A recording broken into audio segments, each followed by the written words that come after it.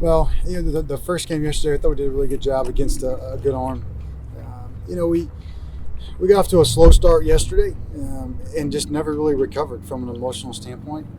We played like a really immature team that didn't really know how to respond once we got kind of hit in the mouth, and it showed throughout the course of the game. We continue to give ourselves opportunities, but we did things that poor offenses do, where you get in between timing, you expand the zone, you don't work, keep balls low the other way late with 2 strikes, and we took hanging off speed pitches and 1-0 counts, and when you do those things, you just don't give yourself a chance to consistently put at bats together or string innings together. And when you do have a little bit, you're constantly with a couple of guys on base and 2 outs, where you really run into roadblocks there. With you got 2 guys on and 2 outs, did that a bunch. Where we didn't do it, we didn't put an entire inning together, and when you do that, there's just not enough outs to be able to score multiple runs in an inning. You only have one day to turn around for it, heading down to Evansville on Tuesday. What happens tomorrow to try to move on from this series? Well, by rule, tomorrow is an off day, so it's going to be a little bit on their own. But I told the guys we're the same team that we were the first 3 weeks, and we're also the same team that we were today.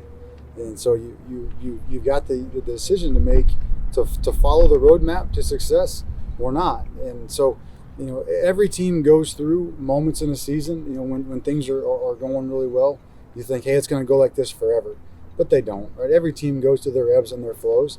The important thing is to remember that you're still the good team that you have been for a long period of time, and you don't have to be the team that you that for less than 24 hours where you weren't very good. So we're going to have to put it behind us and go back to work. Now also the thing is, from an offensive standpoint, now there's a little bit of a body of work.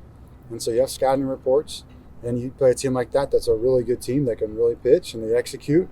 They're going to find your weakness and they're going to keep hitting it, and they're going to force you to adjust. So we're going to have to go back and find a little bit of that edge again and be able to play confidently. And when somebody exposes your flaws, you can't just say, well, I guess I'm not good anymore. You just have to go fix those things and improve yourself. Going into this weekend, San Diego has a lot of good hitters, a couple guys over 400 coming in. What was the struggle going against a lineup like that this week? Well, they're incredibly simple and dutiful, and so they're not trying to hit the ball to the ballpark. They're trying to hit the ball where it's pitched. I know that sounds super cliche, but when you're very simple and you don't try to overpower the ball or overpower the game, they're kind of their small ball tactics. A few hit and runs today. But that didn't really damage us. It was their commitment to just being able to play, head high and through the backside of the field and not exposing any real holes. Right? And we didn't pitch well, right? We didn't pitch well at all.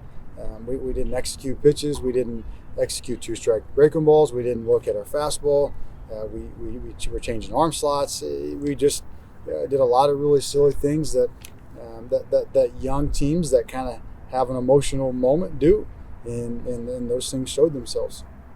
It's still so early on in the season, so after a loss like this, what do you tell your team to keep up their energy and let them know, yes, this isn't who we are, this loss doesn't define us, but it still is a learning experience? So how do you keep your team's head up going from this?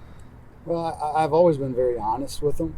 When they're good, I tell them that was good, and when they struggle, I tell them the truth on those things. And I think that honesty carries it way forward in a moment like this, when you can have a very direct conversation about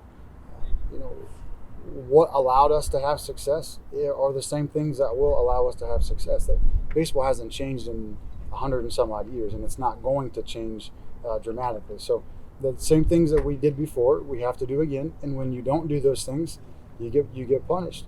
And then when you struggle and then you become emotional, then it really compounds the problem, right? You get emotional and you try to make a play that you can't make, or you deviate even more from that.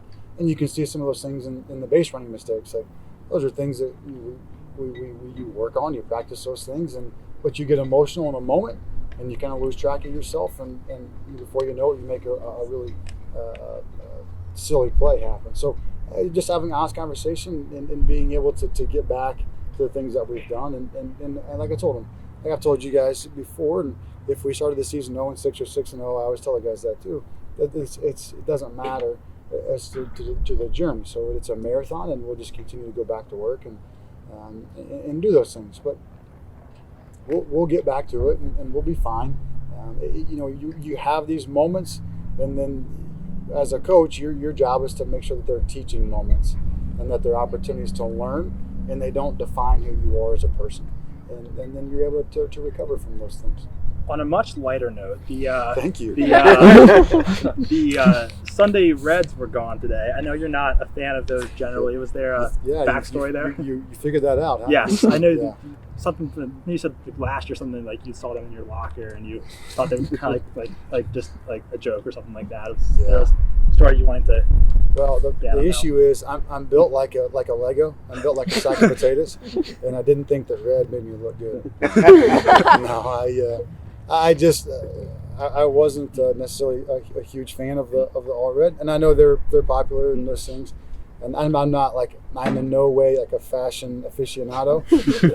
My wife dresses me half the time, but I just wasn't as big of a fan. And I thought the creams were really nice, and so we went with those. But I don't know. After I play today, maybe I should bring the Reds back and bring back a little bit of positive energy to the group. So it's potentially did you come into the season? It's obviously not a big deal. Did you come enter the season just not planning to have them ever? Yeah, the moment the season was over last year. Okay. The second the seaon was over. If you're my honest, I'm always honest. The second the season was over, to be quite frank with you. How many different uniform combinations does the team have? I have no idea. I don't. They put it in my locker, and I wear what they. I didn't even know we had all reds, until I went in my locker the first day we wore them. So I don't look at that stuff much. Denton does those things, and when we order new uniforms, Denton designs them and orders them and says, "Are these okay?" And I'm like, "Sounds good, as long as the boys like them." And we're following the protocol, then I'm okay with it, because it's the India, not the arrow, right? So as long as they like them, that's what matters.